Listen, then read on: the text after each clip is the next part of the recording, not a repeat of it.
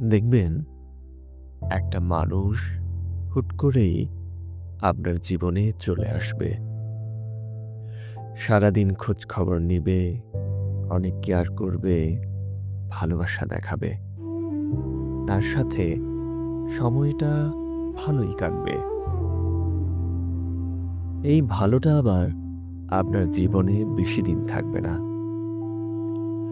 হুট করে আসা মানুষটা হঠাৎ দেখবেন বদলে যাবে। বদলে যাওয়ার কারণ জিজ্ঞেস করতে যাবেন, তারা কিছুই বলতে পারবে না। আসলে তারা নিজেরাই জানে না তারা এমন কেন করল।